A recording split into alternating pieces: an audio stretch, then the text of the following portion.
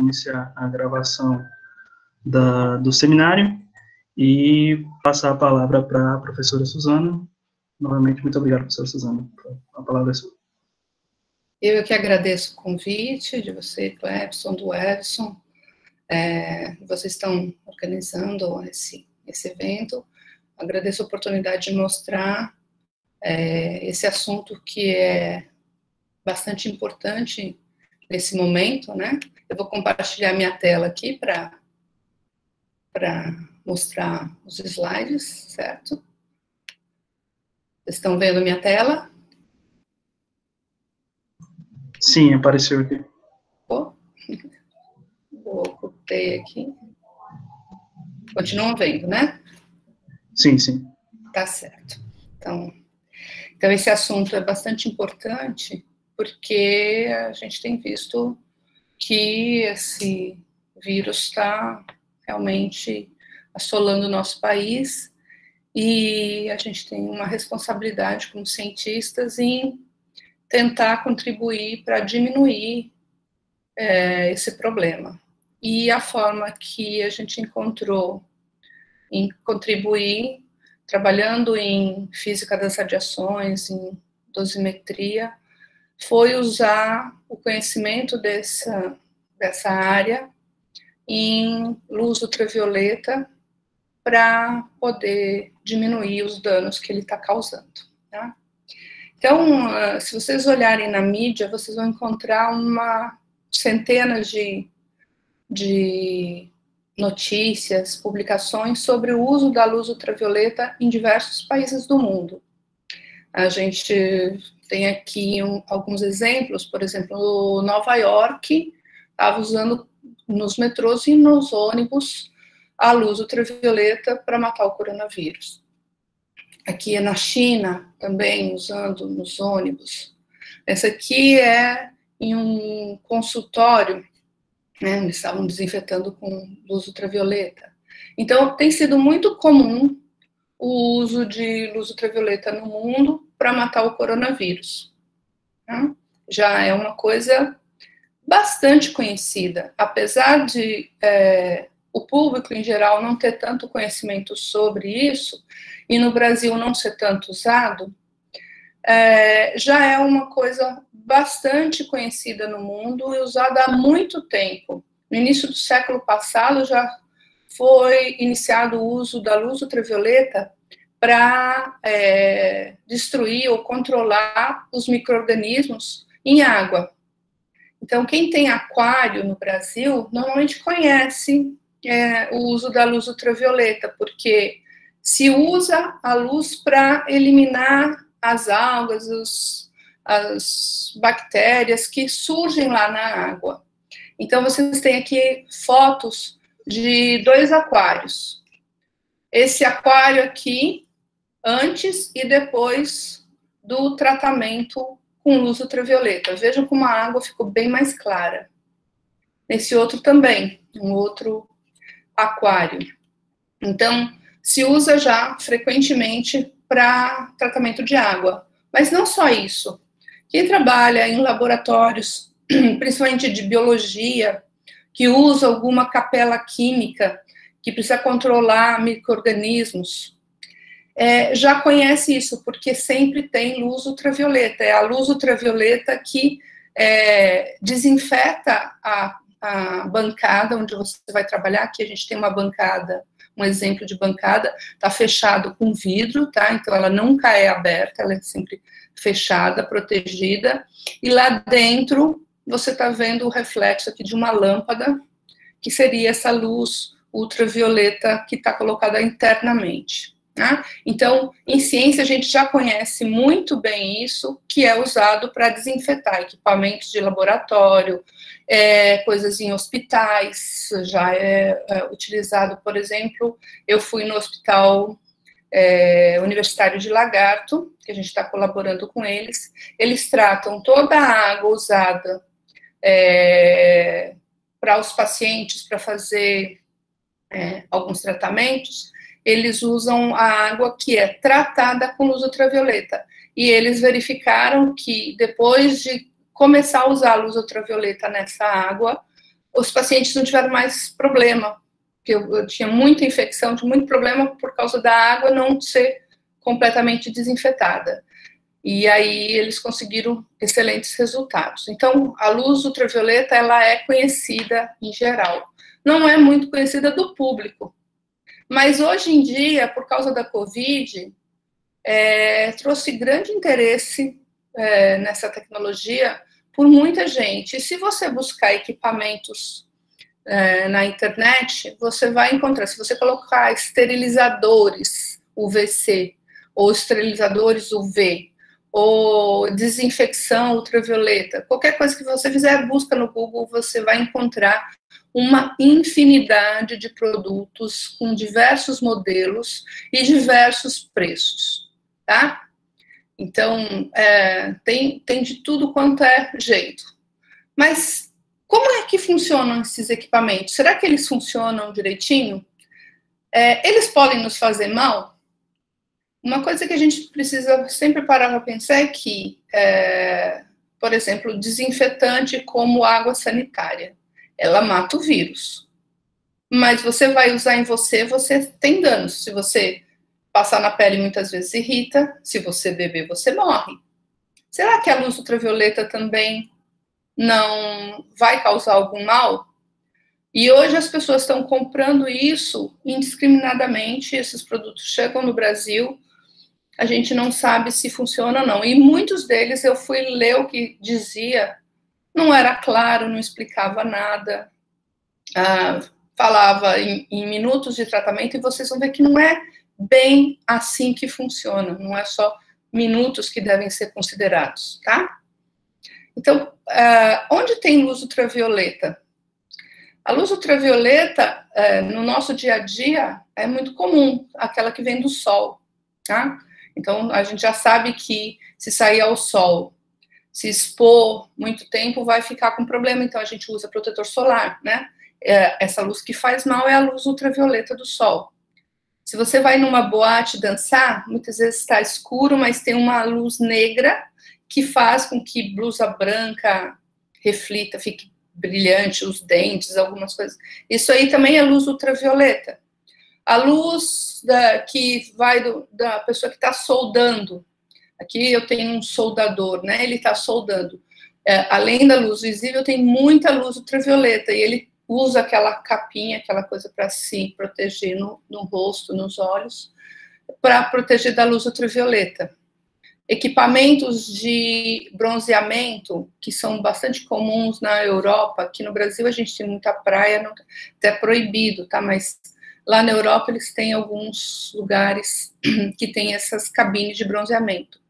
Mas cuidado, que essas fontes de luz ultravioleta, que aqui o sol, essa cabine, essa faixa de energia que chega até nós não é a faixa germicida, a faixa que mataria os vírus, tá? Ela não é da mesma energia, ela é de UVA e UVB, e eu vou explicar direitinho o que é isso. Aqui a gente está interessado em usar a UVC, tá? Então, para explicar isso, vamos entender bem o que é essa luz e como ela chega até nós. O nosso olho, ele é capaz de reagir, ou seja, a gente enxerga comprimentos de onda de 400 a 800 nanômetros. Então, a luz é uma onda, né? A luz chega até nós como uma onda. Um comprimento de onda é a distância entre duas cristas. Então, maiores comprimentos de onda, mais largo isso, menores comprimentos de onda, mais curto isso, óbvio. E nanômetro, o que é nanômetro? Um nanômetro, uma medida assim, para ter uma ideia do que está se referindo, é, por exemplo, o tamanho de um DNA. As proteínas, por exemplo, são da ordem de 10 nanômetros. Os vírus estão aqui na ordem de 100 nanômetros. E as nossas células são 1000 vezes maior que um nanômetro. Tá? Tá na ordem de micrômetro. Tá? Então, para entender o que é esse nanômetro. E então, o nosso olho reage de 400 a 800 nanômetros. E essas cores são parte do espectro visível. de, por exemplo, 650 nanômetros é vermelho, 540 é verde, 450 é azul. O ultravioleta está abaixo da luz visível, está entre 100 e 400 nanômetros. Tá? Então, a gente não enxerga. Se alguém falar para você, está vendo minha luz ultravioleta, vou te vender aqui, você fala, não, eu não vejo porque ninguém é capaz de ver essa luz. Tá? Então, aquela luz que a gente viu na capela química anteriormente, é porque a lâmpada emite outras coisas além do ultravioleta. Então, eu vejo a luz acesa porque ela emite outras coisas. Se ela emitisse só ultravioleta, eu não ia ver. E o Sol, ele emite quase todos os comprimentos de onda do espectro eletromagnético, mas ele tem a sua missão principal no visível. 44% dele está entre 400 e 700 nanômetros. Então, por isso que nós, humanos e vários outros animais, cresceram nesse ambiente e desenvolveram uma maneira de perceber o ambiente usando essa faixa do espectro. Então, nós enxergamos nessa faixa. Mas o Sol também emite o infravermelho próximo e o infravermelho longo. E, por exemplo, o calor, quando você sai no Sol, você sente do infravermelho. Se você muda o canal com controle remoto também, é infravermelho, muitas vezes, tá? O Sol também emite ultravioleta, com menor que 400 nanômetros, e emite ainda outras coisas. Algumas coisas, como micro-ondas e ondas de rádio, que estão acima do infravermelho, e abaixo do ultravioleta, raio-x e raio-gama, mas isso é bem pouquinho que ele emite, tá? E essa luz toda que vem, como qualquer outra luz de outra fonte, ela vai interagir com a matéria de algumas formas. Então, vamos pensar essas formas, o que pode acontecer quando a luz chega na matéria. E o que é matéria? É tudo. É uma mesa, a sua pele, o seu óculos, o seu cabelo, tá? O seu celular. Isso tudo é matéria. É feito de átomos, tá? A interação aqui se dá, por exemplo, você pode ter absorção, a luz incide e cede energia para a matéria, tá? Então, ela é absorvida. Você pode ter a reflexão. No espelho, a gente vê o nosso reflexo, porque a luz bate na pessoa, bate no espelho, aí volta no seu olho e você enxerga. Tá? Então, você enxerga essa luz visível. Pode ter espalhamento, quando você tem uma parede rugosa, a luz incide nessa parede rugosa e vai para vários lados, isso é espalhamento. Isso é fácil de ver quando você tem um laser que vai muito concentrado num ponto, e quando bate ali, você vê espalhar. Né? E pode ser transmitida através dessa matéria. Então, se eu olhar através da minha janela, eu vejo o lado de fora, porque a luz foi capaz de atravessar o vidro. Então, ela foi transmitida através dele. Só que cada comprimento de onda interage de maneira diferente aí, e depende também da matéria que está sendo incidida, tá? Então, a luz ultravioleta, ela não vai interagir com a matéria exatamente como a luz visível, que a gente espera normalmente as mesmas interações. Então, por exemplo, o espelho, que a gente espera que o espelho reflita a luz, né? Já que eu vejo a luz, eu vejo uma pessoa, eu vejo tudo no espelho. Mas lembre, isso é comprimento de onda do visível. A luz ultravioleta, num espelho, por exemplo, por causa do vidro, ela é absorvida. Então, ela não é refletida. Se você precisa de um objeto para refletir a luz ultravioleta, não pode ter vidro. O melhor material para refletir a luz ultravioleta é o alumínio. Então, se eu quiser uma reflexão da luz ultravioleta, eu tenho que usar o alumínio e não um espelho. E essa luz ultravioleta, então, ela foi dividida em 3 intervalos por causa dos efeitos que a gente chama de fotoquímicos e fotobiológicos. Foto, luz, químico, química. Então, efeitos químicos dessa luz ou efeitos biológicos dessa luz. E ela foi subdividida, então, em 3 regiões, eu tenho o UVA, que é mais próximo do visível, aqui eu tenho todo o espectro, né, e aqui é uma ampliação do ultravioleta, então aqui é o visível, de 400 para cima, o UVA está entre 400 e 320, aqui, o VB entre 320 e 280, e o UVC, que é aquele que me interessa, que é o germicida, está entre 280 e 100 nanômetros, tá? Então, por causa dos efeitos diferentes, elas foram divididas nessas 3 faixas. E o Sol, eu falei que o Sol emite ultravioleta, mas o ultravioleta do Sol não vem todo da mesma forma até a superfície terrestre. Por causa da nossa atmosfera, o ultravioleta, parte desse ultravioleta é absorvido. O ultravioleta do tipo A chega praticamente todo na nossa superfície, 95% chega dele. O UVB, ele é muito filtrado na camada de ozônio que tem na atmosfera, ele chega só cerca de 5% do que o Sol emitiu para nós. E o UVC não chega absolutamente nada, então nós não temos o UVC do Sol na superfície terrestre. Ainda bem, porque se chegasse na nossa superfície aqui, esse UVC, como eu disse, ele é germicida, ele ataca as coisas vivas. Então, nós não resistiríamos. Nós e todos os seres vivos. Então, esse UVC aqui tem que ser barrado pela camada de ozônio, e essa camada de ozônio tinha sido destruída, uma parte dela, por causa de gases que a gente estava usando no passado. A gente usava um gás, por exemplo, de nome CFC. Esse gás era usado em geladeira ou em sprays desodorantes, e ele reage com o ozônio e quebrava essas moléculas de ozônio. Então, ele foi destruindo uma parte dessa camada de ozônio.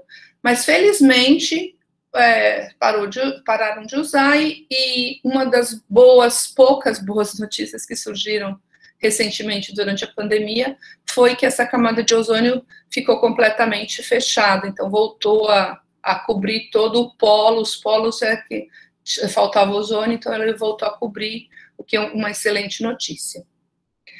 O UV que chega do Sol até nós, então é o UVA e o UVB. Se a gente não põe nada na pele, ele pode penetrar na pele, tá? E depositar energia aí na nossa derme, epiderme, né?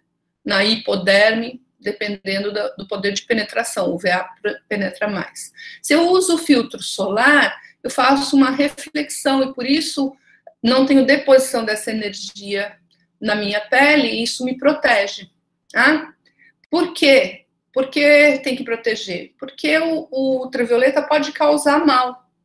Ele pode causar o que a gente chama de eritema. Eritema é o vermelho que fica. Se eu ficar muito no sol, eu fico vermelho. Isso é o eritema. E vocês vejam aqui nesse gráfico que, em relação ao UVB e o UVC, por exemplo, o UVB já causa um pouco de eritema e o UVC causa muito mais. O UVA é o que causa menos. E tem aquela coisa do bronzeamento. O bronzeamento é maior no UVA. Então, quando eu me exponho ao sol e o UVA interage com a minha melanina, me deixa mais moreninho, né? Então, esse aqui é o efeito. Então, eu quero me proteger do ultravioleta para evitar efeitos ruins, como o eritema.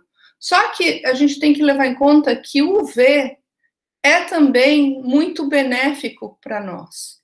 Nós precisamos do ultravioleta para sintetizar a vitamina D no organismo. E essa vitamina D, ela é importante nesse metabolismo do cálcio e do fósforo, e ela aumenta a nossa imunidade.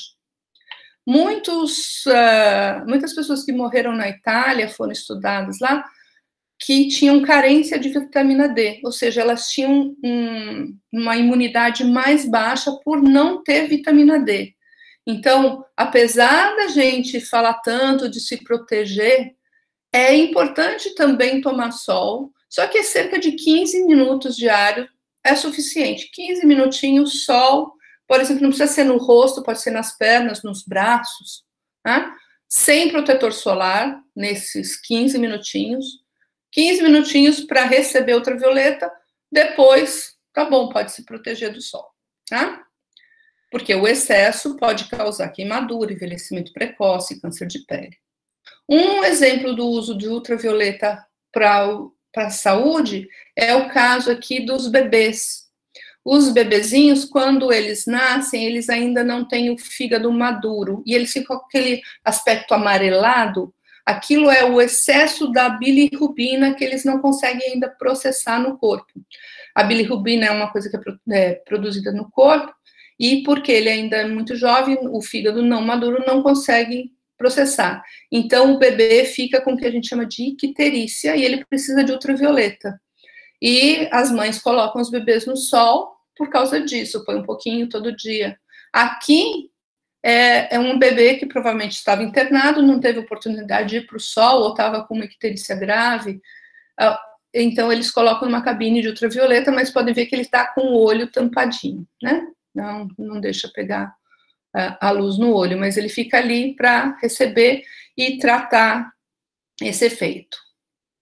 Então, quando a luz interage na matéria, ela pode ceder energia, transmitir energia. Então, a matéria vai absorver essa energia. E lembrar que a matéria é feita de átomos, tudo aí é feito de átomos. Então, eu tenho o núcleo, tenho os elétrons aí no entorno, e esses elétrons podem ficar em níveis. Vamos pensar que é uma escada, eu tenho os diversos níveis, né? E aí, se eu estou num nível, para ir para outro, eu preciso de energia. A luz pode dar energia para isso, para ele mudar de níveis ou até ele ser jogado fora dessa escada, então ser arrancado, ionizado. Tá? Então, esse elétron sai da matéria. Então, a energia da luz pode fazer isso. E quando ele volta, ele também pode emitir luz, tá? Então, são processos que acontecem na matéria. E porque os átomos são diferentes, eles absorvem diferentemente. Então, existe uma absorção seletiva da luz em cada tipo de material.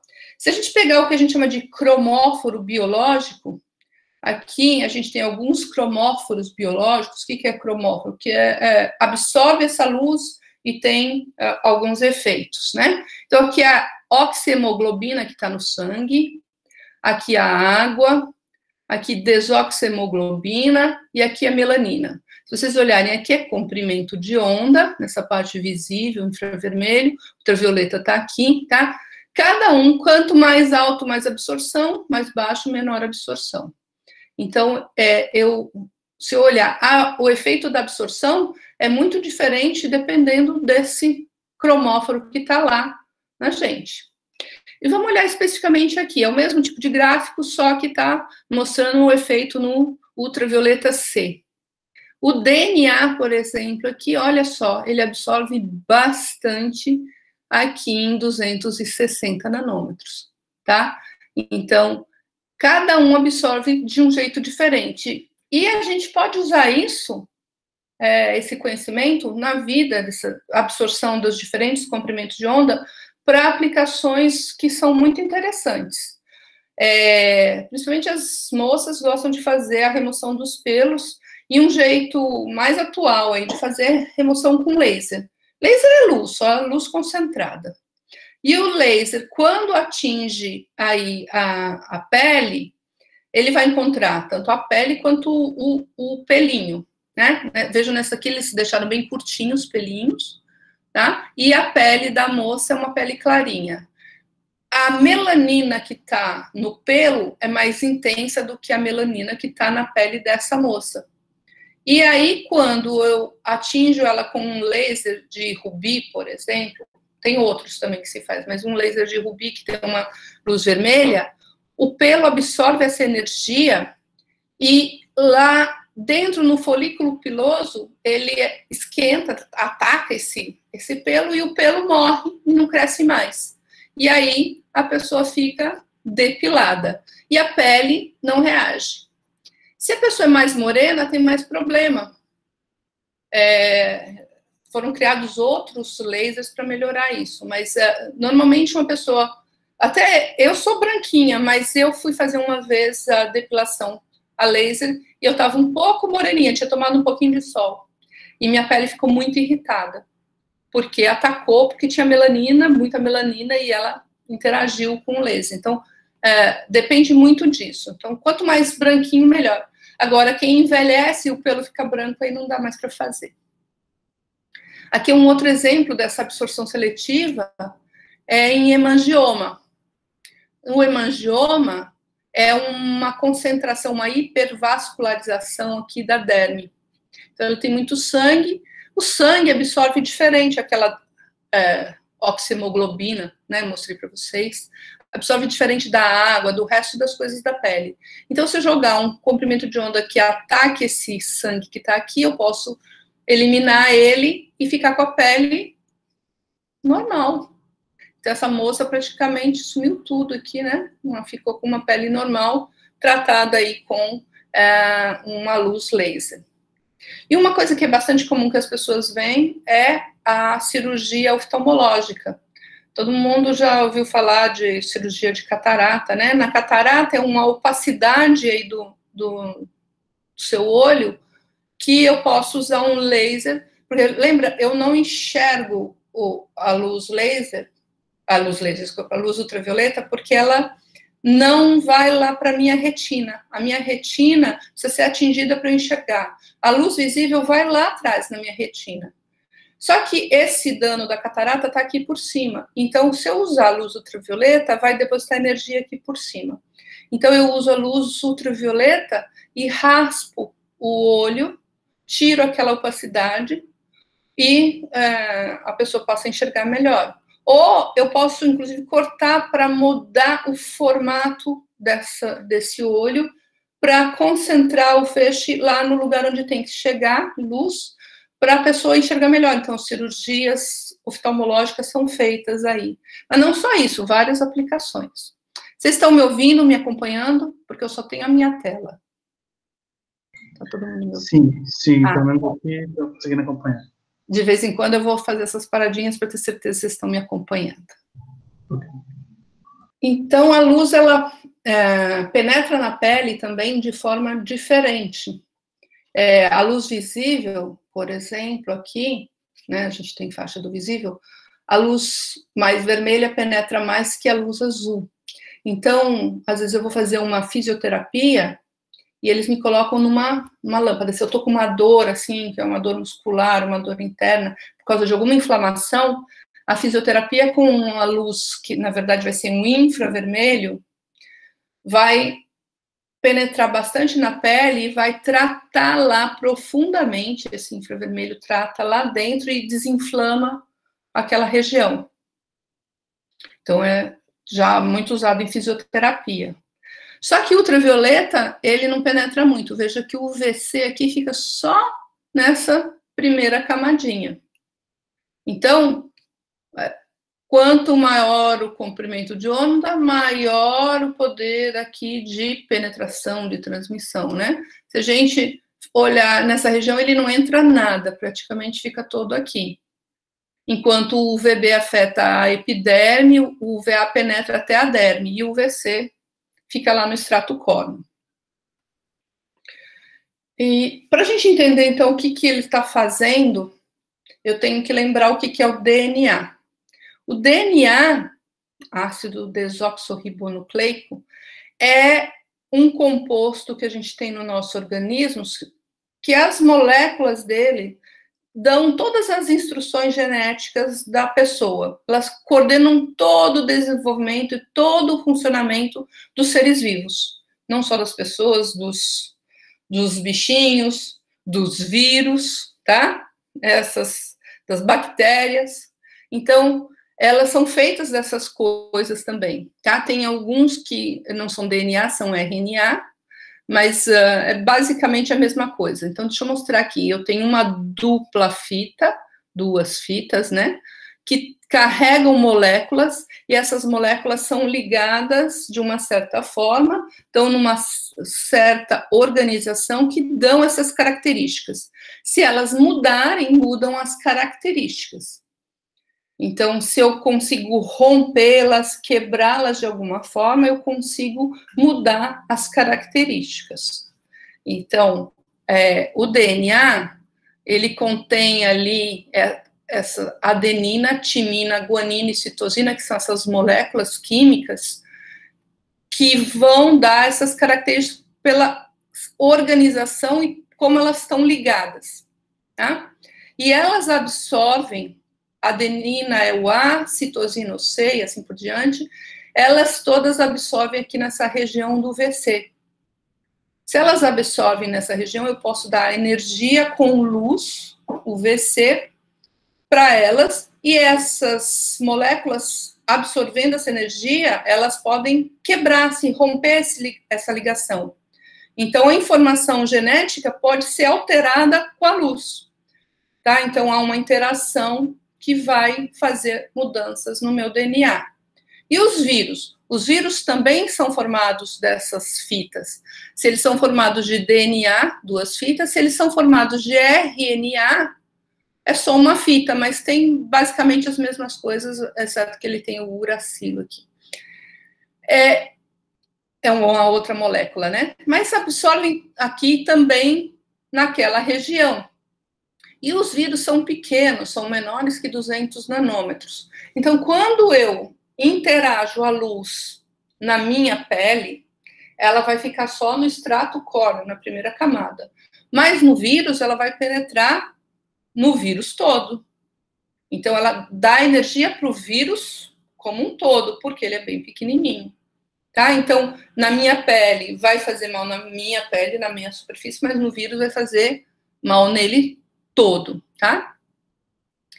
E essa absorção, então, diretamente no DNA ou no RNA, provoca essas alterações que vão romper as estruturas e causar danos.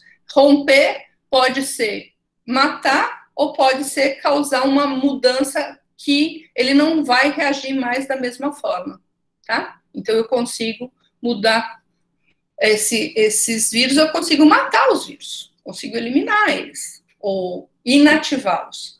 Mas eu também posso fazer mal para a pele e para os olhos de uma pessoa com ultravioleta. O ultravioleta cria radicais livres nas nossas células. E você sabe que os radicais livres são coisas que vão nos matando. Então, a gente precisa de antioxidantes protetores, mas se a quantidade de radicais livres for muito grande, não vou conseguir, a pessoa vai ter uma doença, vai morrer. E esses radicais livres são causados não só pela radiação ultravioleta, causado pela poluição do ar, por estresse, por dieta inadequada, tá? Mas antes do UVC tinha uma ligação, depois do UVC eu posso causar outra e causar um dano, então, na pele ou no olho dessas pessoas. Se eu vou no olho, que é muito mais sensível, porque o olho não tem camada morta, a pele tem, né? O olho não tem, é direto uma camadinha viva. Então, nos preocupa muito, porque, por exemplo, o UVC, ele fica 100% aqui nessa primeira camadinha. O UVB fica 92% e o VA aqui cerca de 37%. E que vai penetrando um pouco mais. Então, a primeira camada do olho sofre muito com ultravioleta, principalmente ultravioleta C. Ele vai causar uma inflamação muito dolorosa, eu digo de carteirinha, porque eu já sofri 2 vezes, tá? Acidente com luz ultravioleta, e a dor é muito grande, só que a dor não acontece no momento em que você é irradiado, mas muitas horas depois. Então, isso é um grande problema, porque a pessoa, quando está se expondo, ela não percebe, nem na pele, nem no olho. Ela não sente nada. Ela vai sentir muito depois. A pele vai ficar vermelha, como se tivesse ficado muito tempo no sol, e o olho parece que caiu um caminhão de areia, uma sensação horrorosa. Aconteceu um acidente com um dos rapazes que estavam fazendo dos produtos para mim aqui na universidade. Eu falei para ele, não mexe com ela aberta, né? Não façam trabalhos com essa luz ligada. Mas eles sempre pensam, é o problema de ser uma lâmpada, de ser uma luz. As pessoas ignoram, acham que é só uma lâmpada, posso mexer. E não sente nada na hora que está mexendo com ela ligada. E ele foi mudar uma de posição, ele achou que era só um pouquinho, vou tirar uma do lugar, vou pôr no outro. Esse rapaz ficou super vermelho, ficou com o olho muito irritado, isso ainda foi numa sexta-feira. Ele não sabia por que ainda, ele achou até que tinha entrado num outro lugar que tinha um vapor ruim, mas foi ultravioleta. Ele achou que ia ficar cego, mas felizmente passou a inflamação, não foi tão grande, mas luz, gente, por favor, luz faz danos graves, tá? Danos que a gente está acostumado a ver são os danos da ultravioleta do sol. Aqui é um senhor que envelheceu de um lado muito mais do que o outro, porque ele era caminhoneiro, trabalhou quase 30 anos dirigindo o caminhão, e o lado da janela, imagina a janela aberta, o vidro lateral aqui também não é um vidro especial, ele recebia ultravioleta desse lado mais do que do outro. O vidro comum deixa passar o UVA e o UVB, tá? Ele deixa passar. Mas as empresas sabem disso, elas fazem o vidro da frente uma espécie de um sanduíche com outro material que filtra a ultravioleta.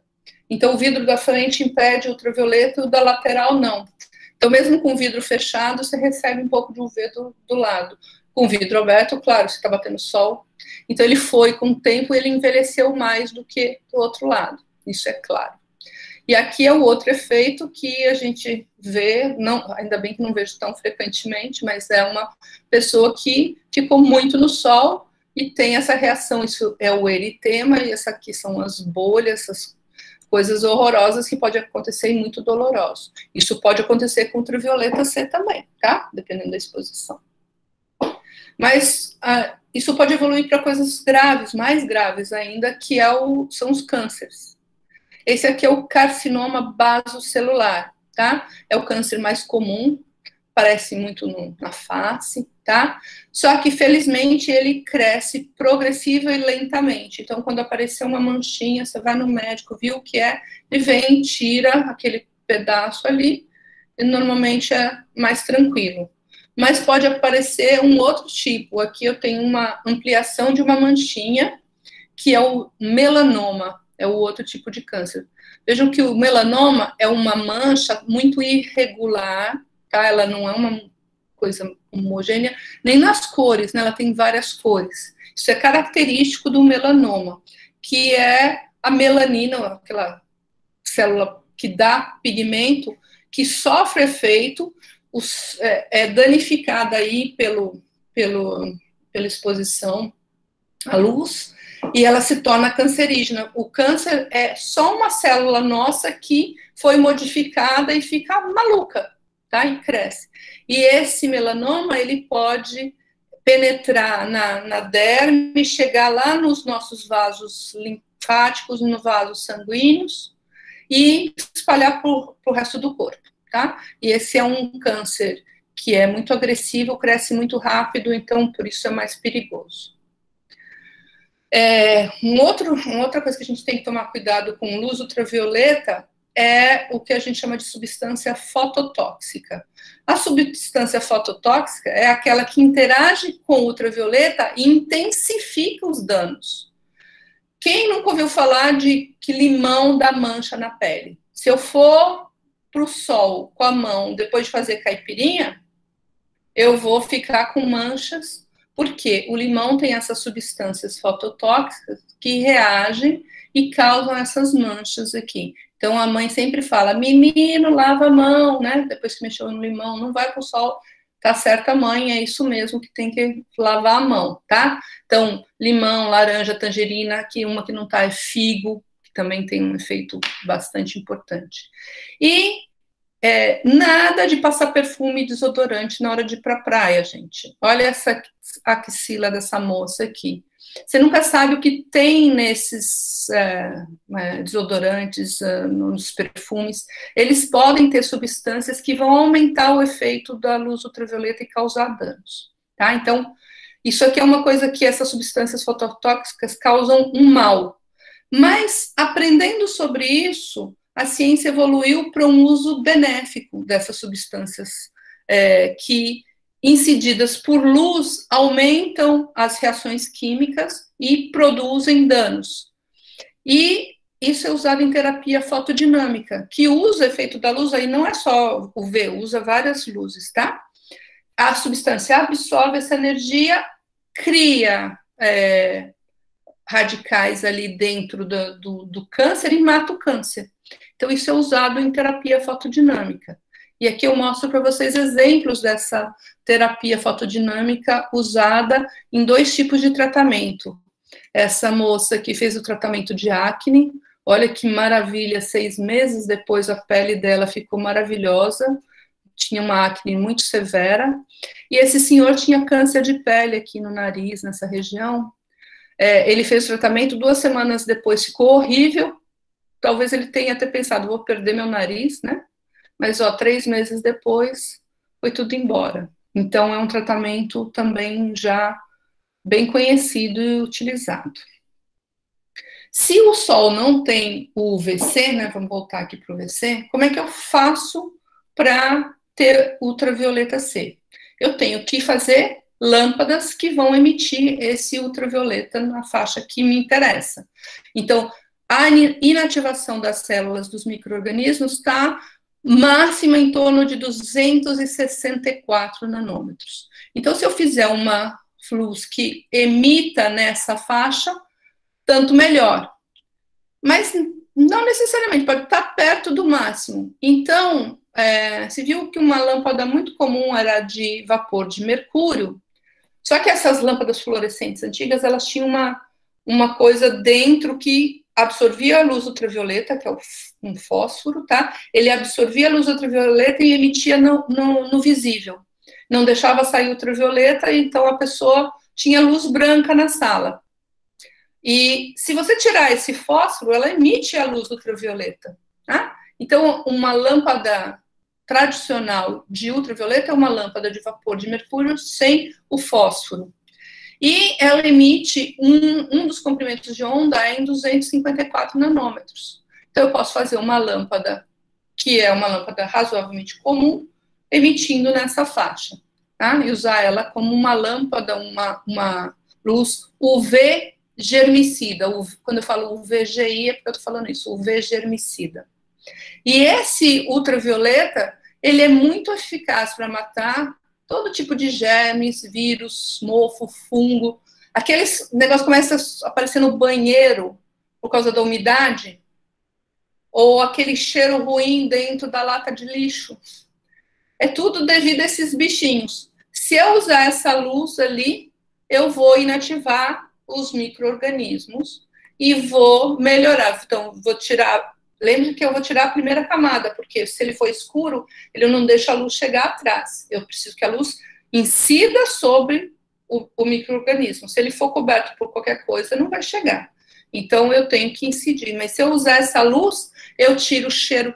Tem lugar que fica com cheiro ruim, porque fica muito tempo fechado. E tem gente que tem alergia. Nossa, isso aqui é uma maravilha para eliminar tudo isso, tá? Não vai matar só o vírus da Covid, vai matar qualquer um, tá?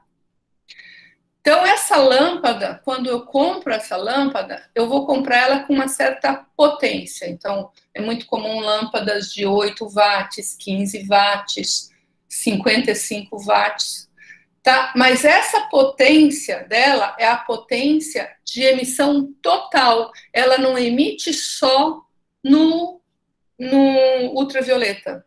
Por isso que quando eu acendo a lâmpada, eu consigo enxergá-la, porque ela emite outros comprimentos de onda que estão dentro do espectro visível, então eu consigo ver que ela foi ligada, apesar de eu não ver o ultravioleta.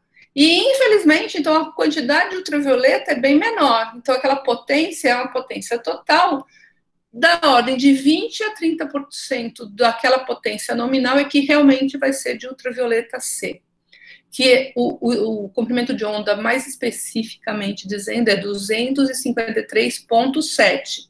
Se olhar a efetividade germicida, né, quanto mais alto aqui, mais efetivo é.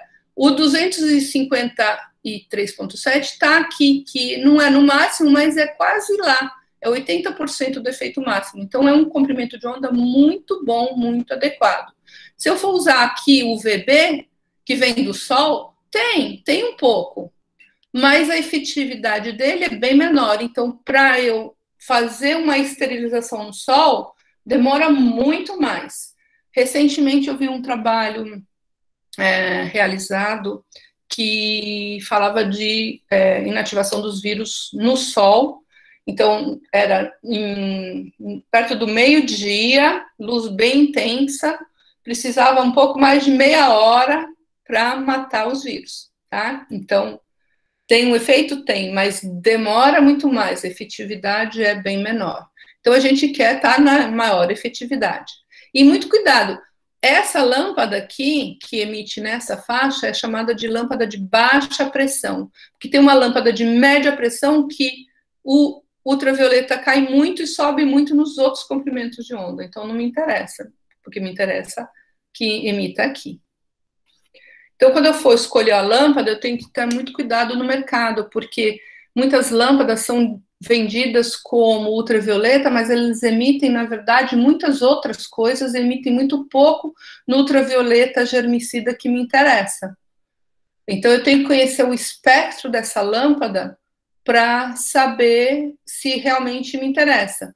E muitos produtos aí que você compra, produto chinês, fala que é UV, você compra, você vai medir, é UVB ou UVA, é uma lâmpada, aquela lâmpada de boate, lâmpada de luz negra. E não é germicida, ou tem um pouquinho do UVB, mas demora um século. Então não vale a pena, tá? O ideal é que você compre uma lâmpada que seja efetiva. Então, procurar bem essas lâmpadas para escolher a lâmpada realmente correta. Existe uma lâmpada que eu vou falar depois aqui, que seria o faro VC, que seria efetivo também, mas é uma lâmpada super cara, então não está disponível. Então, você tem que comprar uma lâmpada UVC. Qual é o grande desafio atual? Eu acho que é a regulamentação, porque as lâmpadas são vendidas e ninguém toma conta que lâmpada é essa. Então, quem vende não se preocupa também, muitos não se preocupam, né? Então, cada vez que eu compro uma lâmpada, eu vou conferir da marca se funciona, tá? Não é uma propaganda, mas eu comprei lâmpadas Osram e medi, elas funcionaram. Hoje chegaram lâmpadas para mim de outra marca, eu vou medir, então eu vou depois talvez fazer uma tabela e colocar no site, assim, foi testado e realmente emite o VC. Então eu faço espectro e também preciso medir intensidade. Então, por que eu preciso medir intensidade? Porque eu preciso saber quanto de UV usar, quanto vai matar o vírus, quanto vai me fazer mal. Então eu tenho que ser capaz de medir. E a técnica de medição é chamada radiometria. Essa radiometria é a ciência da medição da luz em qualquer porção do espectro. Claro que eu vou estar interessado em medir o ultravioleta. E a radiometria, então, lida com essa energia por unidade de tempo. Então, joule por segundo. Que, se eu quiser pensar, é o watt, né? Que é a potência. Né? Um livro muito bom para estudar isso, sobre esse efeito da luz ultravioleta, é esse livro aqui do Vladislav Kowalski, que é Ultraviolet Germicidal Irradiation Handbook. Só que, eu acho que até por causa dessa coisa da luz ultravioleta tá muito em voga agora, esse livro estava muito caro. Eu vi recentemente, acho que foi na Amazon, estava quase R$1.000, tá? Então não é um livro muito barato e está escrito em inglês, então tem que saber ler inglês. E eu preciso, para medir a luz, a intensidade dessa luz chegando, de um radiômetro. Um radiômetro é um instrumento simples que você vai expor a luz, ele vai te dar o que a gente chama de taxa de dose. Então, aqui, por exemplo, esse mede em microwatt por centímetro quadrado. Então, é microjoule por segundo por centímetro quadrado. É uma taxa, então é por tempo. Para eu ter a dose, eu tenho que multiplicar pelo tempo que fica exposto, tempo em segundos. E outra coisa que eu preciso tomar muito cuidado é que eu tenho que escolher o espectrômetro, o radiômetro correto. Eu tenho que escolher o radiômetro que meça a faixa do espectro que me interessa. Então, se eu estou interessada no UVC, eu tenho que comprar um radiômetro UVC. existe uma série de radiômetros que medem outras faixas do espectro. Então, não, tem que tomar muito cuidado, porque eu posso estar medindo um negócio pensando que estou medindo certo, estou medindo o VB, por exemplo. Não me interessa. E o preço dele, eu comprei exatamente esse aqui, que está na foto, da Solar Meter, essa semana. Foi no final de semana, eu pedi um, custou quase 3 mil reais. Tive que importar. O preço na internet é bem menor em dólar, mas tem toda a taxa de importação, que praticamente duplica. Então, o preço dele fica um pouquinho salgado, né? 3 mil reais. E vamos colocar um pouquinho de matemática aqui. Esse é um programa que inclui física, mas é só um pouquinho de matemática para não dificultar a vida de ninguém, mesmo de outras áreas que queiram assistir. É falar aqui sobre a exposição radiante. Então, a dose de ultravioleta é chamada de exposição radiante. E ela é dada, como eu já falei, em joule por metro quadrado no sistema internacional, tá? A taxa de exposição, que é a irradiância, que é aquilo que eu meço no meu equipamento, no meu radiômetro, tá? Então, a irradiância é o fluxo de radiação incidente numa superfície. Então, eu penso nos fótons, né, a luz saindo, os fótons chegando, quanto de fótons chega, então é watt por metro quadrado. O watt é joule por segundo. Então, energia por tempo. Então, isso é a taxa, né, de exposição da luz. E a dose, então, eu multiplico pelo tempo, eu encontro em joule, porque se eu multiplicar aqui, ó, por segundo, o segundo vai sumir, vai ficar joule por metro quadrado no sistema internacional. Tá? E claro que os efeitos dependem do comprimento de onda usado. Então, a dose, isso aqui eu posso calcular para todo mundo, mas o efeito depende de cada comprimento de onda usado.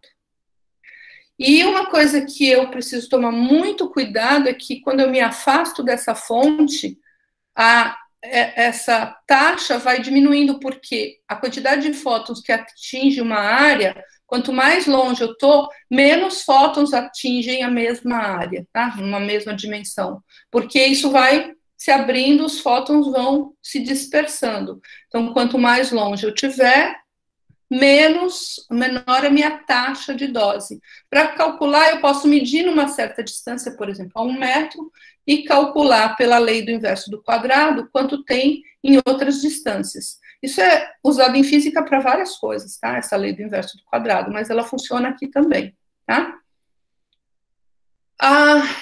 Então, a dose, como eu falei, ela é muito importante para o grau de inativação dos vírus e bactérias. Então, quanto eu elimino, qual a porcentagem que eu consigo eliminar desses vírus, dessas bactérias.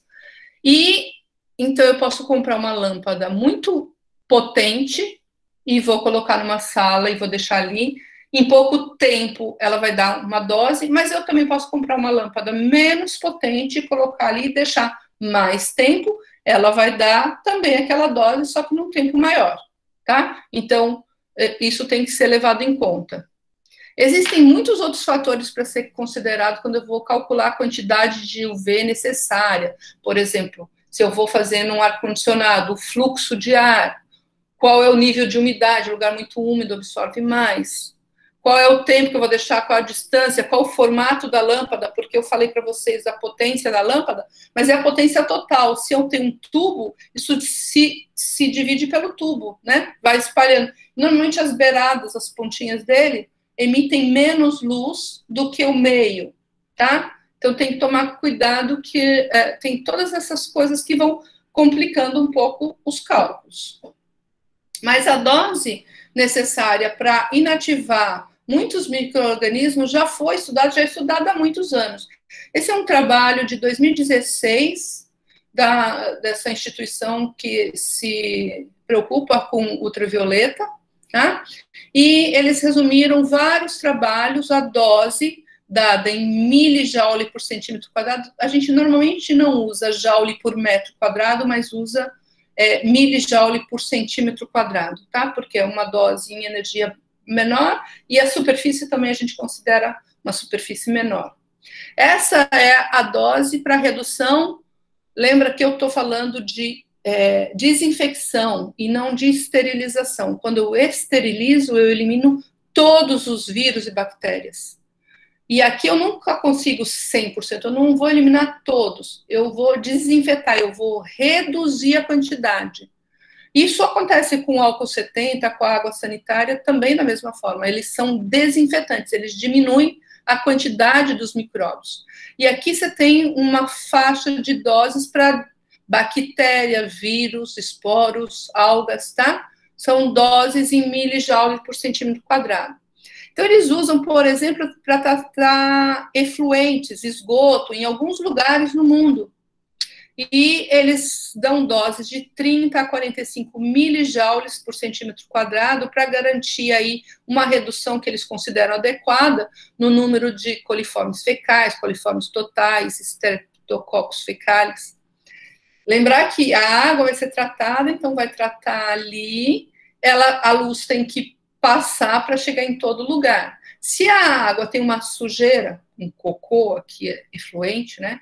Você tem um cocô, na frente do cocô é tratado, atrás não, tem sombra. Então, sombra é um troço ruim pra gente. Se eu vou limpar um hospital ou a minha sala, né, só com a luz ultravioleta, se tiver pó, atrás do pó fez sombra, não trata. Então, eu tenho sempre que fazer uma limpeza normal, né, e depois ir com a luz ultravioleta para completar isso, porque o ultravioleta vai chegar em lugares que a gente não conseguiu chegar, mata mais, mata aquilo que talvez a água sanitária não matou, tá? Porque os germes vão ficando resistentes a esses produtos químicos, mas a luz continua funcionando. Então, dá para fazer isso, tá? Mas sempre cuidado com as sujeirinhas que ficam. E esse aqui é um trabalho que mostra a redução de vários bichinhos, aqui são siglas para os diversos bichinhos, aqui acho que bactérias e fungos, e aqui são tempos diferentes, tá? Então, cada cor é um tempo, e aqui em distâncias diferentes, então dava a 1 metro da lâmpada, 2 a 3 metros. Vejam que o efeito aumenta com o tempo, porque quanto mais alto aqui significa que reduziu mais o número de fungos e bactérias. Então, o efeito aumenta com o tempo, mas a distância faz com que você precise de mais tempo, né, para diminuir. E também uma diferença enorme entre os diferentes bichinhos tratados. Tem alguns, como esse aqui, que são muito mais resistentes. Eu preciso de doses muito mais altas para eliminá-los do que eu preciso para outros, tá? Então, isso tem que ser muito cuidado, tempo, distância e o que eu estou querendo eliminar. E aqui é um outro trabalho, esse aqui é um texto de um equipamento, como é que eles estavam dizendo? Eles estavam falando para matar 99%, essa aqui é a dose em microwatts por segundo, microwatts vezes segundo por centímetro quadrado. Então, ele falava, por exemplo, o vírus da influenza, que dá a gripe, né? Tuberculose, a doença do legionário, que é uma doença muito letal e é muito preocupante nos hospitais. Aí ele falava, ele dava aqui em pés, tá? Eu apaguei o em pés. Esse é o tempo necessário nas diferentes distâncias. Então, as distâncias estão aqui nessa forma extrema porque estavam em números redondos em pés para os americanos, tá? Mas vejam que nas distâncias diferentes ele indicava tempos diferentes, tá? E para matar os diferentes negócios tinha que ficar tempos diferentes. Então, ele falava até nos esporos aqui, ó, precisa de mais tempo, tá vendo? Mas a gente consegue matar tudo. Então, especificamente o SARS-CoV-2, que é o vírus da Covid, ele não vai ter nada de diferente dos outros. Ele é um vírus, ele também é feito de átomos, ele também vai absorver, ele é um vírus de fita simples, RNA, que vai sofrer o efeito da absorção da luz ultravioleta, tá? Existem vírus muito parecidos com ele, como o SARS-CoV, que causou síndromes respiratórias aí no início dos anos 2000, e esse é um trabalho de 2004, que falava da inativação desse coronavírus. Existem outros coronavírus parecidos que são tratados com luz ultravioleta, e ele é pequenininho, então vai atingir também todo o vírus igualmente como os demais, tá? Então, esse aqui é um trabalho já agora de 2020 do Kowalski, que reuniu os dados de dose para desativar 90% dos vários vírus, coronavírus. Vejam trabalhos de vários anos aqui. São doses que foram estudadas para matar esses coronavírus. Se você juntar e fazer uma média deles todos, essa seria a dose. Se você excluir os extremos e fizer uma média só dos outros, essa seria a dose em joule por metro quadrado. Como a gente está acostumado a usar em milijoule por centímetro quadrado, eu transformei aqui, da ordem de 6 milijoules por centímetro quadrado, deve ser uma dose suficiente para eliminar esse coronavírus, tá? Então, eu ainda não tenho dados sobre esse SARS-CoV-2, mas provavelmente é dessa faixa de dose, eliminaria 90%, inativaria 90% desses vírus. Então, como é que eu faço a conta para o tempo?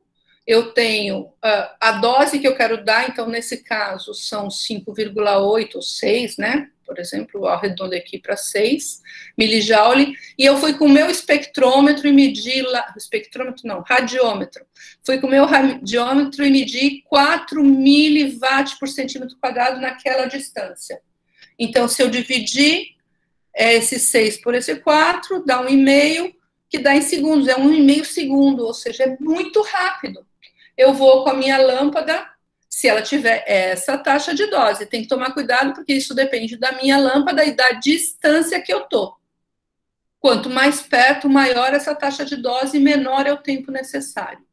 Mas se eu mudar, se eu precisar de dose maior, quando eu faço o tratamento nas minhas máscaras, eu vou falar depois das máscaras, eu preciso de uma dose maior, 1 joule por centímetro quadrado.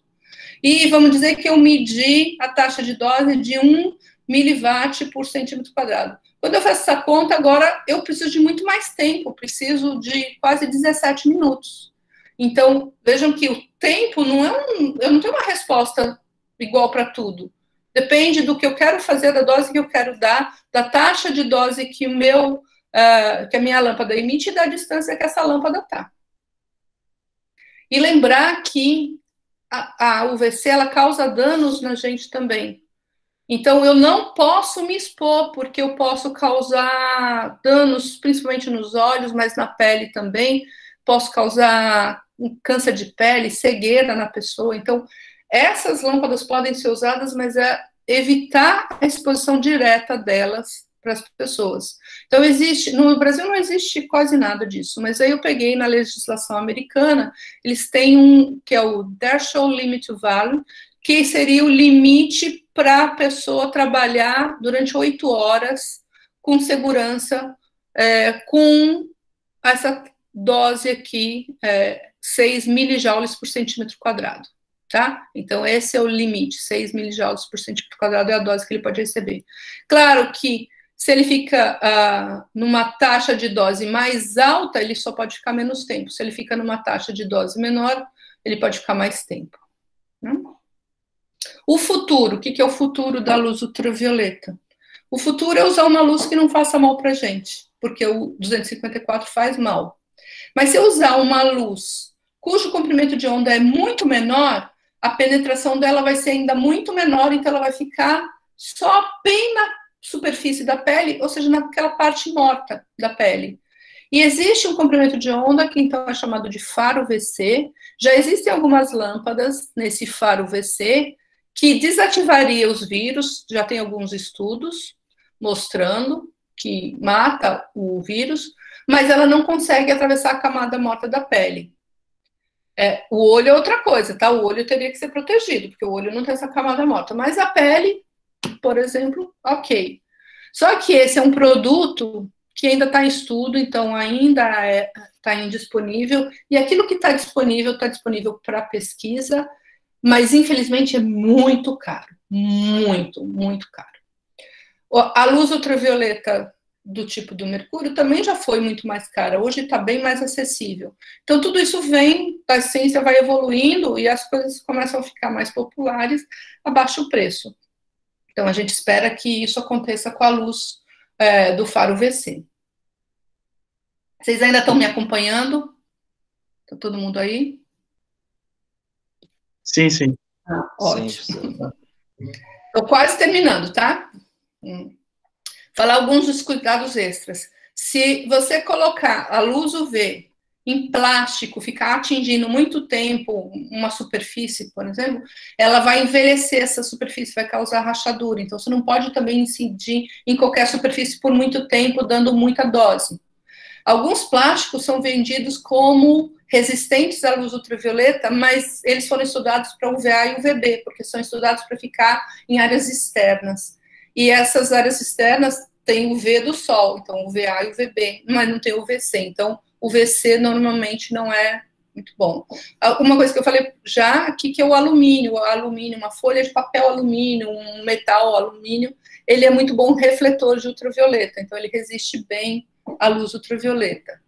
Um outro cuidado extra é que a luz ultravioleta produz ozônio.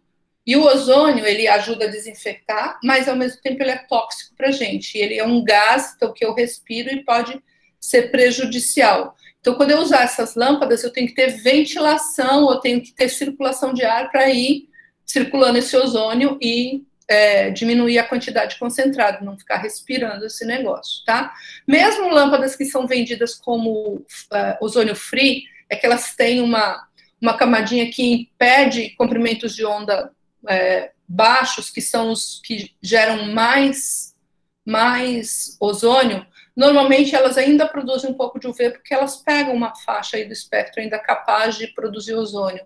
Então, mesmo essas ozônio free produzem um pouquinho de ozônio. Então, quando você limpa um ambiente com essa luz, fica um cheiro assim, como se estivesse usando, tipo, água sanitária, porque fica aquele cheiro no ar que você usou um produto, tá? Mas, como eu falei, é um gás, se você tiver uma circulação boa de ar, vai embora.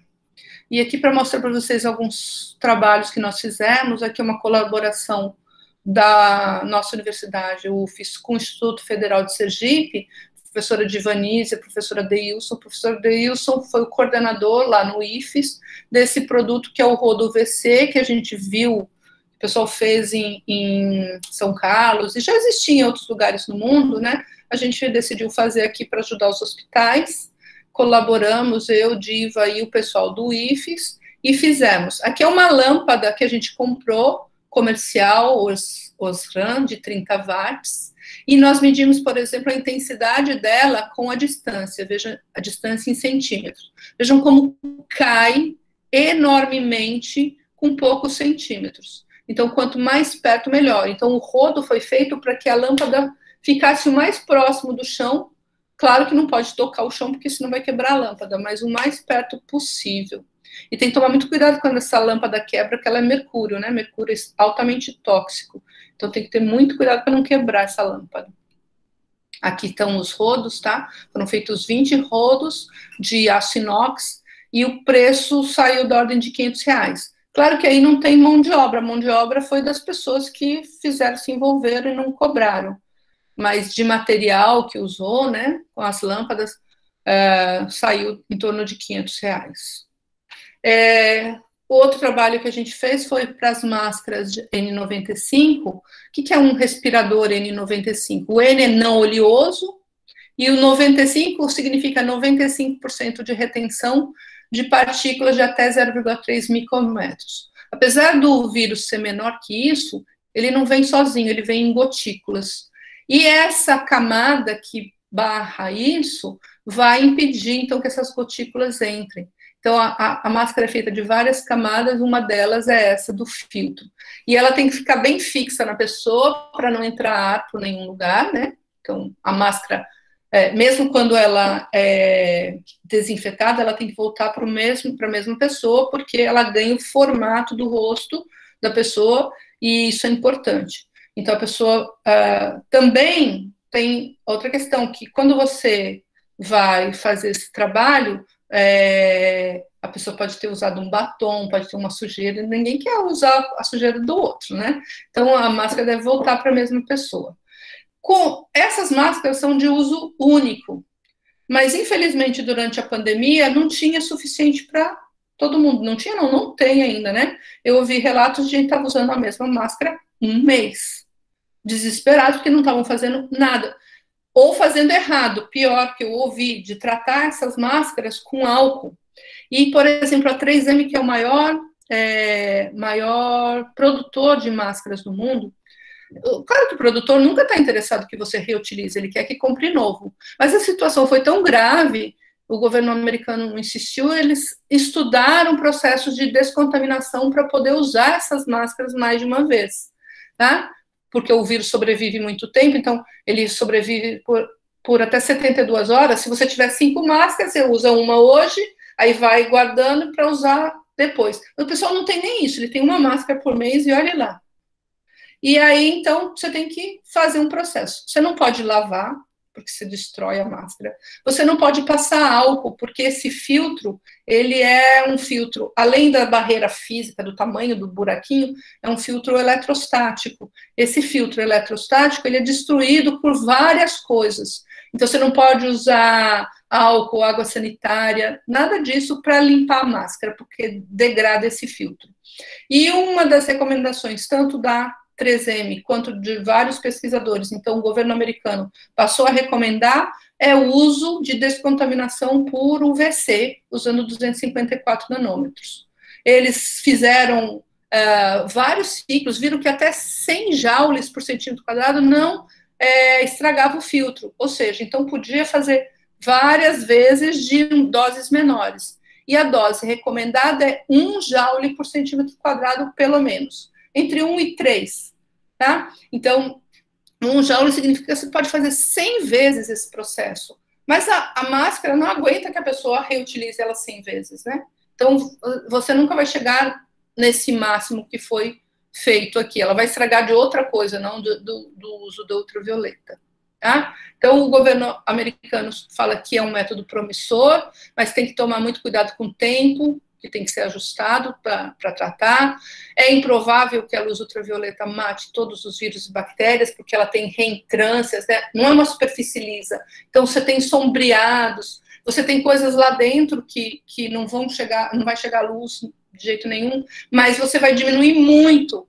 E eles viram que 99,9% de inativação do vírus foi alcançada com 1 joule por centímetro quadrado. Ou seja, então a gente consegue fazer um bom tratamento e proteger os profissionais se a gente conseguir fazer isso.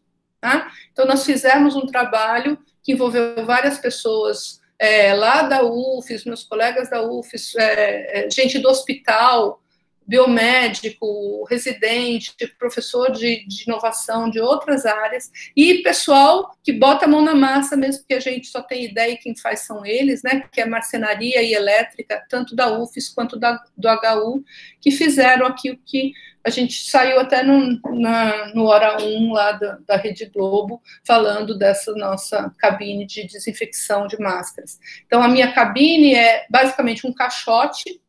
As distâncias foram feitas, calculadas para que a máscara ficasse direitinho lá dentro, sem tocar nas lâmpadas, mas o mais próximo possível, para que o tempo fosse menor possível.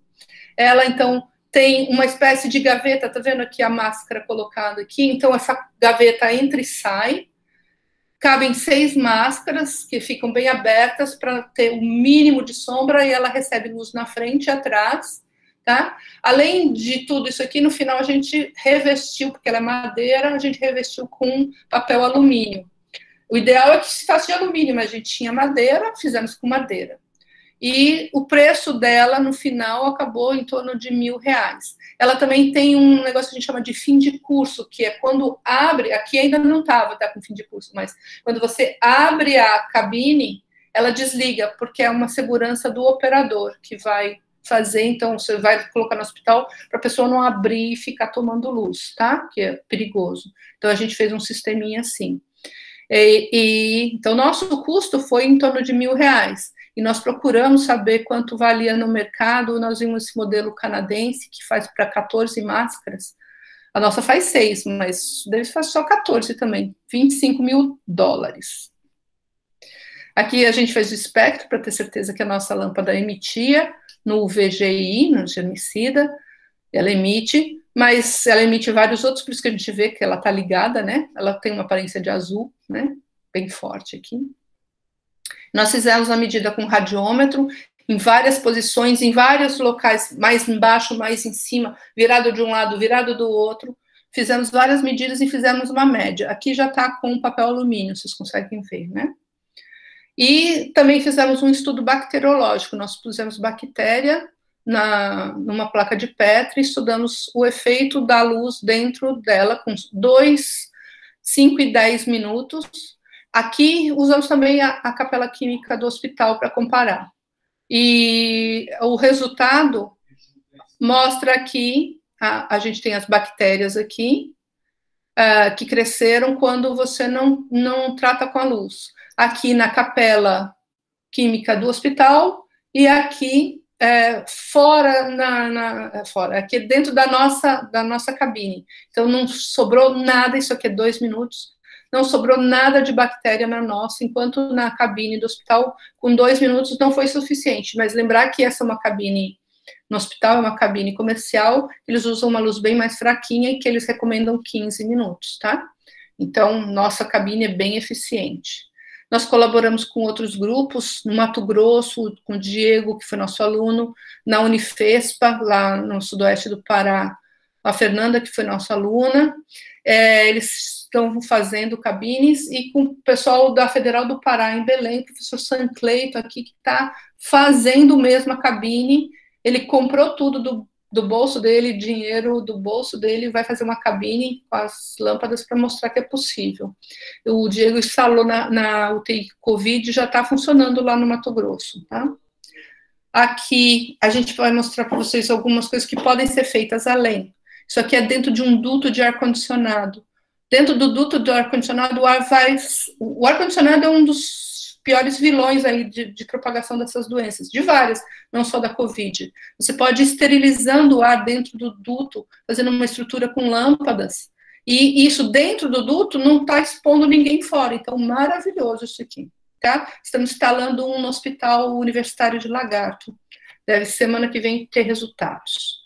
Aqui é um modelo que estão vendendo, que é com a lâmpada, é um carrinho que você vai empurrando. Lembrando que a pessoa que vai empurrando tem que estar completamente protegida, né? Porque ela vai ser exposta.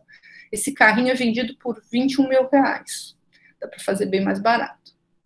Aqui também um robô comercial, que é a mesma coisa, são lâmpadas. A diferença dele é que ele tem inteligência artificial e ele anda sozinho, não precisa de ninguém empurrando. Esse aqui está sendo vendido por R$200 mil. Então, se você sabe robótica, você pode montar um sisteminha parecido por menos preço. Aqui, esterilização dentro de ônibus, né, com lâmpadas assim.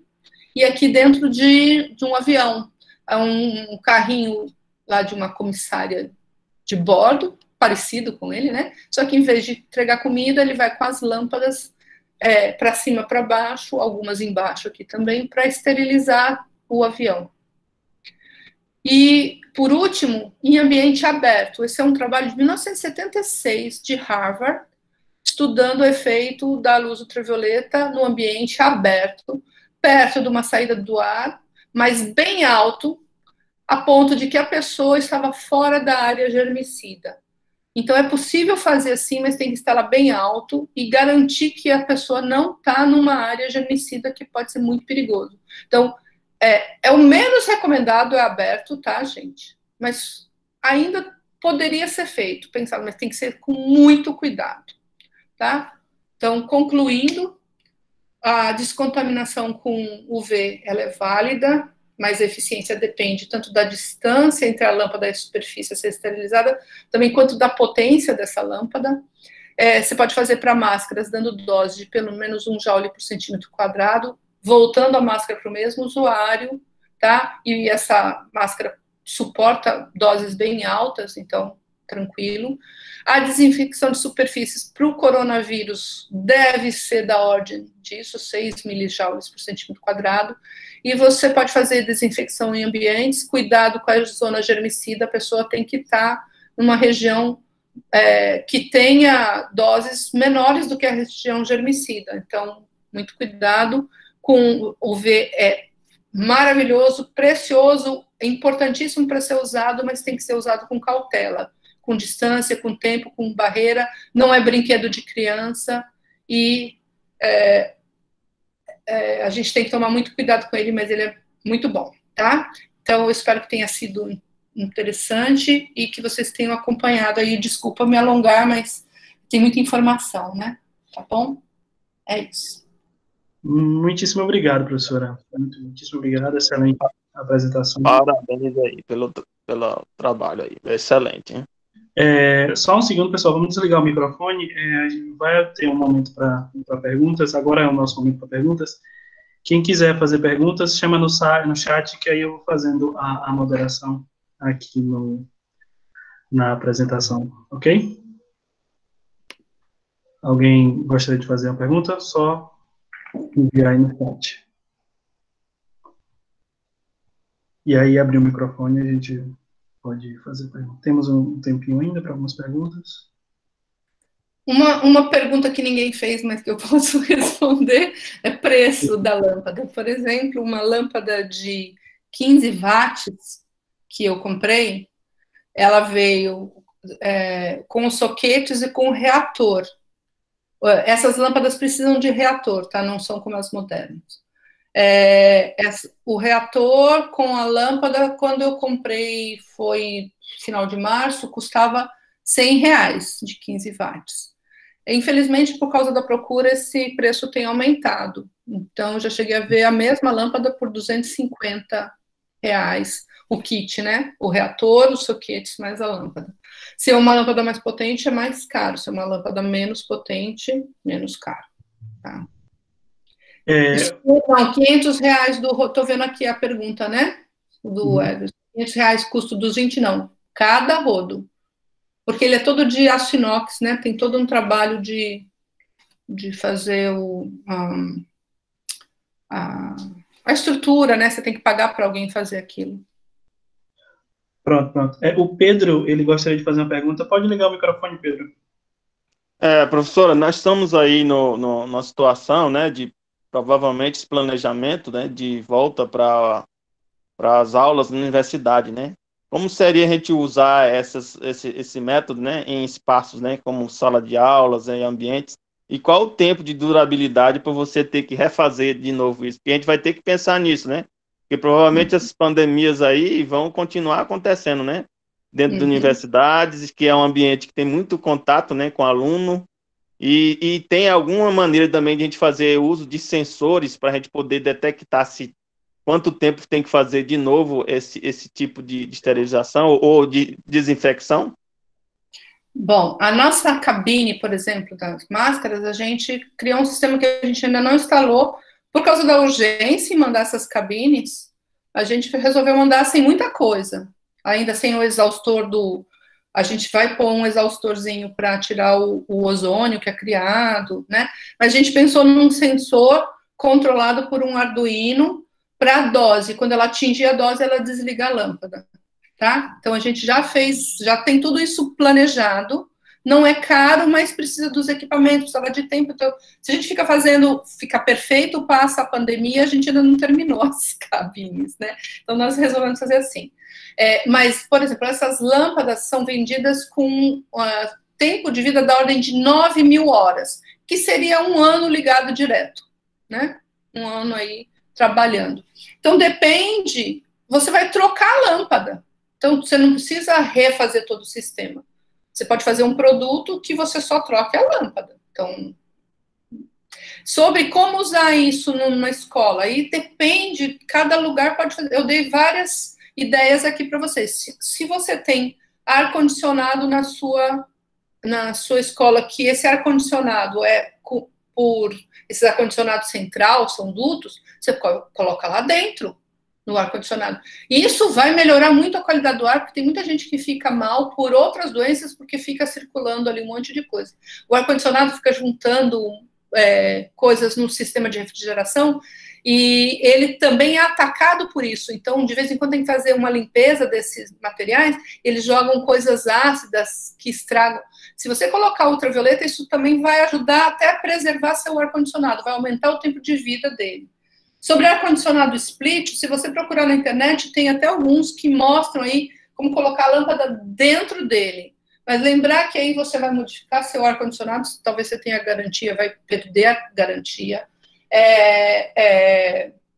O plástico vai ser atacado pela luz ultravioleta, então é um outro problema, mas você pode pensar em sistemas, a gente tem pensado já em sistemas para adicionar nos ar-condicionados. Você pode colocar, como o professor lá em São Carlos fez, a gente também tinha um projeto aqui, mas ainda não conseguimos dinheiro, que é puxar o ar, você tem um exaustor dentro de um tubo, puxa o ar vai passando e vai desinfectando, então fica ligado na sala, a luz está dentro desse tubo e fica circulando o ar ali naquilo tão limpo.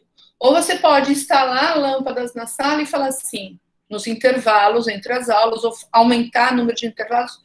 No intervalo você liga aquilo, liga a luz e esteriliza a sala, ou vem com um carrinho, esteriliza, né? Gente, não pode ter ninguém, não pode ter nenhuma pessoa ali na hora que você está fazendo isso. Então, aí você faz isso, sai.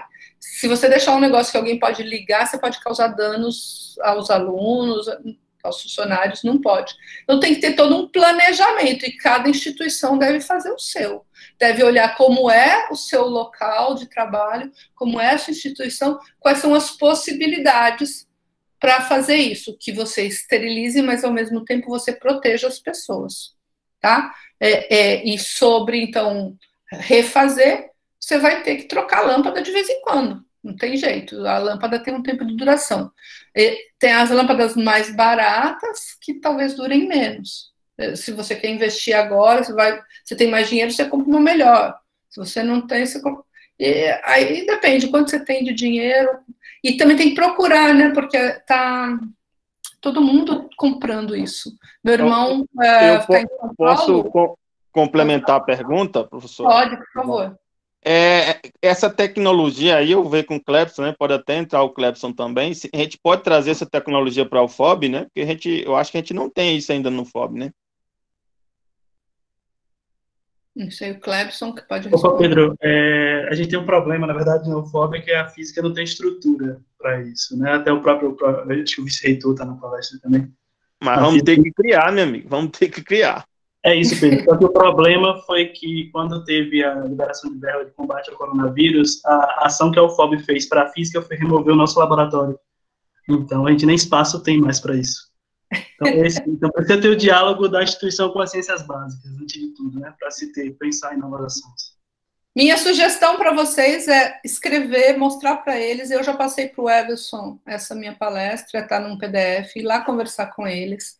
Você não precisa nem ter um laboratório, você precisa ter, por exemplo, um radiômetro. Isso não tem jeito. E um radiômetro de preferência que meça microwatt por centímetro quadrado.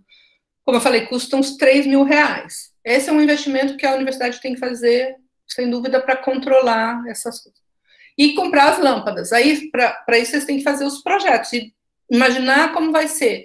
Então, tem que ir na instituição, olhar o que tem, como pode ser feito, e pensar como vai ser as lâmpadas vão ser colocadas para melhorar o ambiente, porque os estudos que têm sido feitos mostram que o maior problema é se você fica no local onde tem muito vírus e por muito tempo. Então, se você diminui o tempo de exposição da pessoa e diminui a quantidade de vírus, você ajuda muito nisso. Então, já você está contribuindo. Talvez você não elimine completamente a chance dela pegar o coronavírus, mas vai diminuir muito a chance. Então, claro, eles vão ter que usar máscara e tudo mais, mas aí você faça intervalos, durante o intervalo você esteriliza. Então, vamos fazer uns carrinhos, ou vamos colocar a lâmpada fixa em cada sala. Tudo isso depende, vocês têm que calcular e olhar na sua instituição, mas tem que mostrar para o reitor ou para quem estiver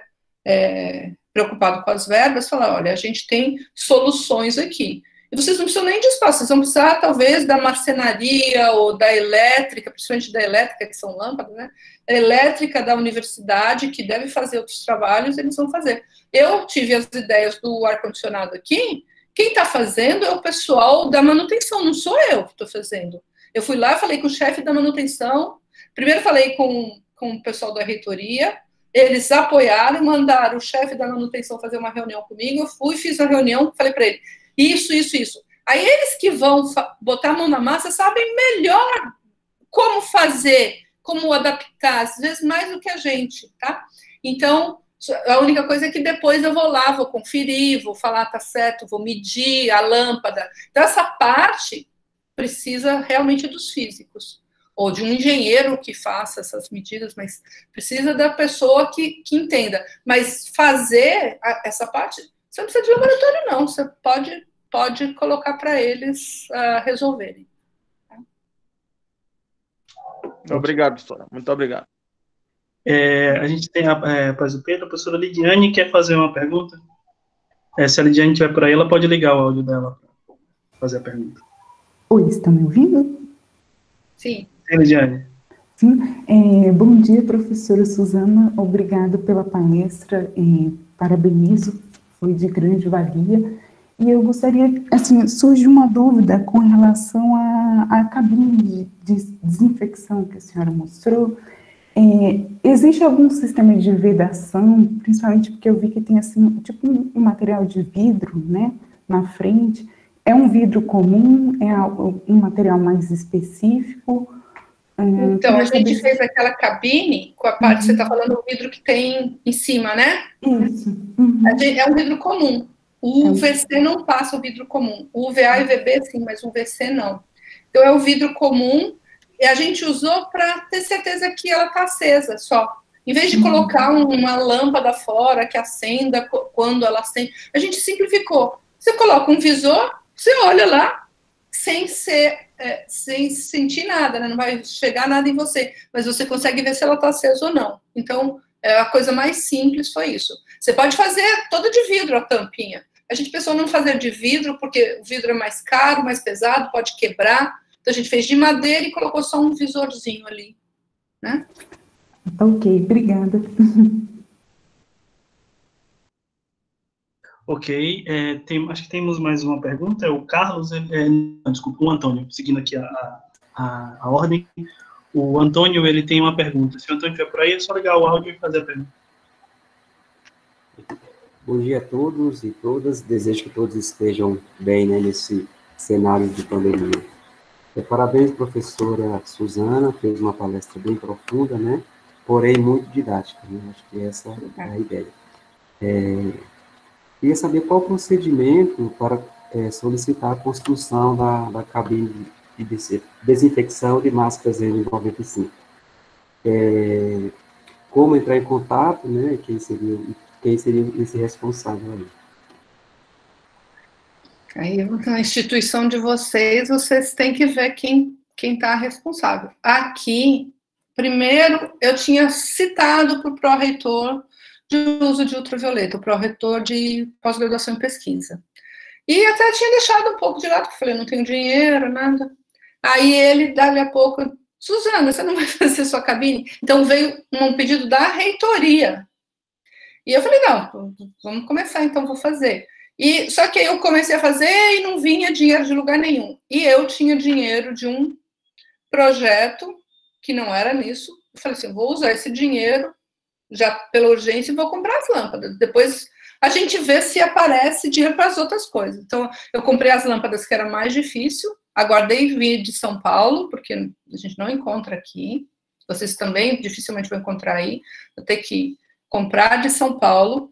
E aí, com as lâmpadas, eu tive contato de pessoas que também são bem animadas. Assim, tinha um professor de inovação e pesquisa no hospital universitário que gostou da ideia e falou assim, vamos fazer, eu tenho o pessoal da marcenaria aqui, a gente pode fazer de madeira. Então, entramos num grupo de discussão, começamos a discutir como ia ser feito. O meu aluno aliás, não é mais, era nosso aluno, ele agora é residente de física médica no hospital, tinha acabado de começar, e ele é grupo de risco, então ele estava em casa, a gente pensou, vamos passar umas atividades para esses meninos, e ele fez todo o projeto, fez muito bem, pensou, e foi conversando comigo, aí eu fui falando, ó, faz assim, faz assado, ele mostrava, eu falava, assim tá certo, assim tá errado, e a gente construiu junto esse modelo, e aí entregamos para o pessoal da marcenaria, e a universidade pagou toda a parte de madeira e elétrica, as lâmpadas veio de um projeto meu. Aí agora eu já dei ideias para eles de outras coisas. Então, uma cabine, por exemplo, eles montaram já para fazer no duto do ar-condicionado do hospital. E aí, provando que está funcionando, eu acho que é a universidade que tem que investir. Então, como chegar nisso depende da sua instituição. Se eles estiverem afim, eles vão investir, né, verem futuro nisso, que seja importante. Eu acho fundamental, eu acho que muita gente está investindo nisso, só não pode demorar muito, porque pode não ter lâmpada disponível, né? Tem muita gente comprando. Eu estava falando do meu irmão em São Paulo, meu irmão foi comprar umas lâmpadas a mais lá para mim, e chegou na loja que tinha comprado, ele falou assim que, acho que foi o Santander, mandou comprar 200 lâmpadas que eles tinham, 200 ou 2, sei lá, tudo que a empresa tinha, eles compraram, provavelmente eles vão usar, era uma lâmpada de 30 watts, eles vão usar para descontaminar notas, porque dinheiro é uma coisa que está contaminando muito, né, vem muito contaminado, então descontaminar as notas nos bancos. Então está todo mundo usando, não é um negócio que vai ser usado só na universidade, está sendo usado em tudo quanto é lugar. Não sei se as pessoas estão usando direito, não sei se elas sabem o que estão fazendo. Por isso a gente está fazendo essa série de seminários, já fiz, sei lá, quarto, quinto que eu estou fazendo, tentando orientar as pessoas a fazerem direito. Porque existem 2 problemas graves. É você comprar uma lâmpada errada que não tem UVC e você pensar que descontaminou e não descontaminou nada, e você se contaminar porque você mexe no negócio pensando que está descontaminado e não está, ou descontaminar, pensar que está descontaminando e tem coisa na frente e não descontaminar, né? Ou ainda usar e achar que não faz mal, né? Como uma criança pegar e se queimar. E não é só criança, como eu falei, o eletricista lá achou, é só uma lâmpada, é só um pouquinho, e passou muito mal. Então, é um troço perigoso, que deveria ter uma legislação como de radiação ionizante. Você não pode comprar uma fonte gama, você não pode carregar uma fonte gama. E a luz ultravioleta C, ela é ionizante, ela está classificada como não ionizante, mas ela tem energia suficiente para arrancar elétrons. Então, ela é ionizante e ela causa câncer igual uma fonte radioativa, gente. Então, não é um negócio que é para estar na mão de qualquer um, assim. É muito grave isso, do jeito que está sendo feito. É muito triste que qualquer um possa mexer, porque a pessoa pensa que está fazendo bem, no final vai fazer mal. Eu vi um carrinho no Carrefour sendo descontaminado lá em São Paulo, o pessoal fazendo compra. Quando eu vi a primeira vez que me mostraram, Suzana, olha o que estão fazendo no Carrefour. A intenção é boa, mas a coisa era mal feita. Eles colocavam as compras todas dentro do saquinho, dentro do carrinho, o carrinho ia para uma cabine fechada, usava ultravioleta, saía e falava, suas compras foram descontaminadas. Foram nada. As sacolinhas foram. A compra estava toda dentro do saco, a luz ultravioleta não passa. Fora que, mesmo que você espalhar a compra, não estiver dentro do sacolinha, nem toda a superfície vai ser esterilizada, porque aquela que está coberta, que tem a parte do carrinho na frente, não vai ser esterilizada. Então, é uma boa coisa? Mais uma para ajudar? Mas tem que saber fazer. Então, meu primeiro comentário, quando eu vi aquela coisa da descontaminação antiga que o Carrefour estava fazendo, eu, pelo amor de Deus, tira a compra de dentro do saquinho. Aí já me mandaram recentemente falando, a compra foi espalhada no carrinho. Opa, que evolução, que bom. Mas ainda tem que ser tratada como contaminada, porque pode estar várias partes sem ser descontaminada. Tá? Então tem que entender essas coisas. A população não entende, né? Ok. Então, fica claro, né, que tem que ter, realmente, para quem vai manusear esse tipo de coisa, tem que saber o que está fazendo, não é qualquer pessoa que pode falar, chegar e fazer desse tipo, né? Daí a importância do diálogo da instituição com, sobretudo, com as ciências básicas, né? Já que para um tipo de projeto desse tipo, é importante que haja esse diálogo, porque a gente tem alguns problemas aqui na instituição que não há esse diálogo, né? Mas, enfim, dando continuidade aqui às perguntas, tem uma pergunta do Márcio Augusto. O Márcio faz a seguinte pergunta, né? Existe alguma maneira prática de escolher a lâmpada UVC em relação ao aspecto de melhor frequência, sem precisar do radiômetro? Se o produto for vendido por um fabricante confiável, que o fabricante dá o espectro, fala, ó, é realmente UVC, e ele dê instruções claras de uso. Então, vem com uma bula, né, igual um remédio. Se você usar na distância tal, tantos minutos. Se você usar na distância tal, tantos minutos. Que nem aquele que eu coloquei na minha apresentação. Aquele é um produto que é vendido nos Estados Unidos. Mas aqui não tem nada, como não tem legislação, as pessoas, você compra a lâmpada, simplesmente eles falam assim, cuidado com os olhos, não expor diretamente a pele, isso eu tenho visto. Mas só isso, não fala. E muitos falam assim, 15 minutos e sua sala está limpa. Vamos imaginar que você tem uma sala enorme, você põe a lâmpada e está uma distância enorme, você não esterilizou.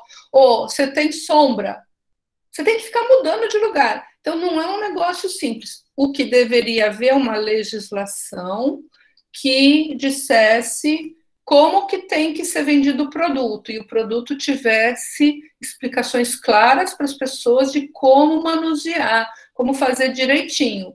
Aí, sim, talvez você possa entrar em contato com quem está fazendo e perguntar, mas eu não sei, eu prefiro não confiar, eu prefiro eu medir, né? Eu sei que não é fácil, sem o radiômetro não é fácil. Se você confiar que é o VC, já é um bom caminho. Se você confia que está medindo o VC. E aí ele fala, 15 minutos, confie que numa área assim próxima vai funcionar durante os 15 minutos, mude de lugar a sua lâmpada, coloque em vários lugares, e mesmo com tudo feito essa desinfecção, sempre pense que pode estar infectado, nunca pense que está completamente limpo, porque pode não ter limpado nada. Então, minha sugestão nesse momento é essa. Infelizmente, não é uma coisa tão prática, tão simples, não existe outra maneira. Por isso que os produtos precisam daqueles selos de qualidade, né? E, infelizmente, as lâmpadas UVC ainda não têm. Eu fui contactada por um laboratório no Rio de Janeiro que faz esses selos de qualidade de lâmpadas em geral. E a pessoa de lá, essa pessoa que estava interessada, ele não sabia nada do ultravioleta C. E aí ele perguntou muita coisa para mim, eu passei para ele e falei, por que vocês não criam aí uma certificação dessas lâmpadas? Mesmo que não haja legislação, que eles fizessem assim, avaliassem as várias lâmpadas e tivesse um quadro onde eles falassem o espectro dessa lâmpada tal, a 1 metro de distância, a lâmpada de 18 watts, modelo tal, emite tanto. E aí, pela lei do inverso do quadrado da distância, você consegue calcular em outras distâncias quanto é a taxa de dose. E aí você conseguiria fazer. Mas aí você precisa de um catálogo, alguma coisa, alguém precisa fazer isso. E, infelizmente, eu não tenho como fazer isso, tem que ser um laboratório que estuda lâmpadas. Esse laboratório do Rio de Janeiro, espero que eles façam. Ok, devido ao tempo a gente vai fechar aqui só nas próximas perguntas, então, para não ficar muito alongado, vamos só fechar nas que já estão aqui, né? O Carlos, ele tem uma dúvida, se o Carlos estiver aí, ele pode ligar o microfone e fazer a pergunta dele. Bom dia a todos e a todas, né?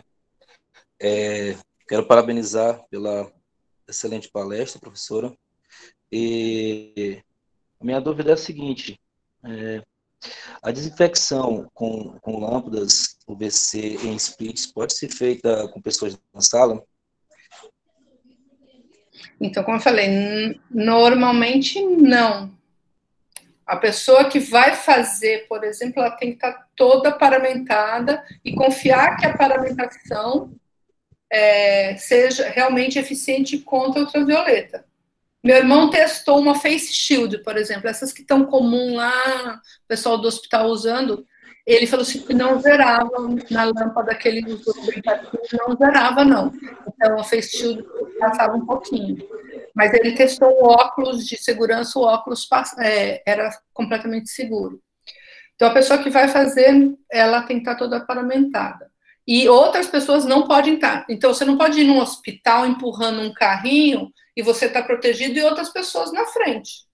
Você tem que fazer a desinfecção, por exemplo, estão usando muito tomografia para detectar Covid. Então, a área de tomografia precisa ter esterilizada toda vez que entra um paciente, o paciente sai, tem que esterilizar. É um processo lento, demora, você precisa do equipamento logo, é complicado.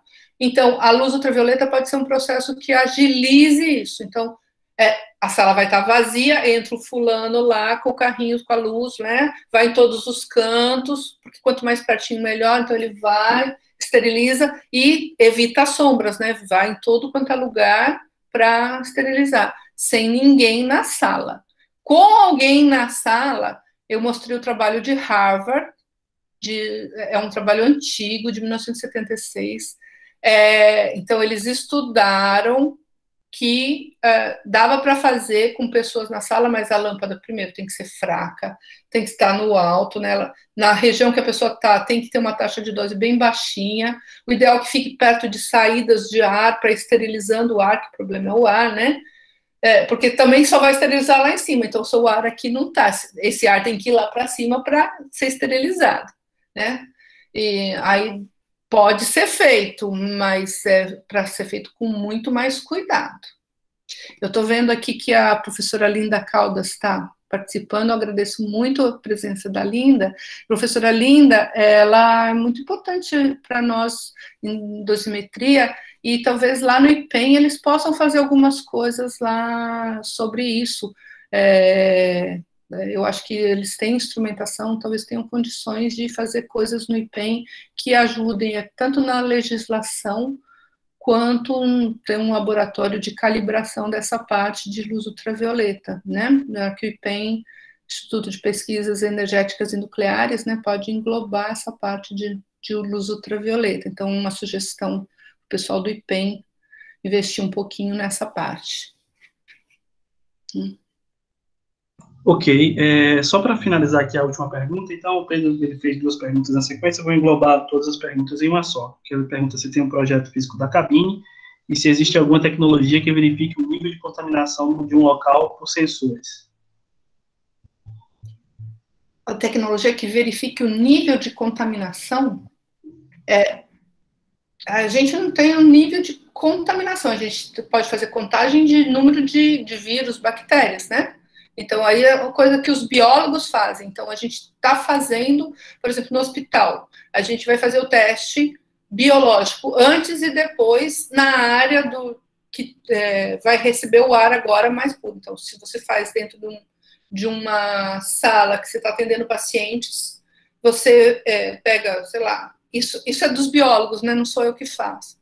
Eles podem colocar lá essa coisa para absorver esses vírus, bactérias que estão ali, antes e depois do tratamento no ar-condicionado, da luz do ar-condicionado, e verificar quanto diminuiu de números de vírus e bactérias por causa do ar estar sendo tratado.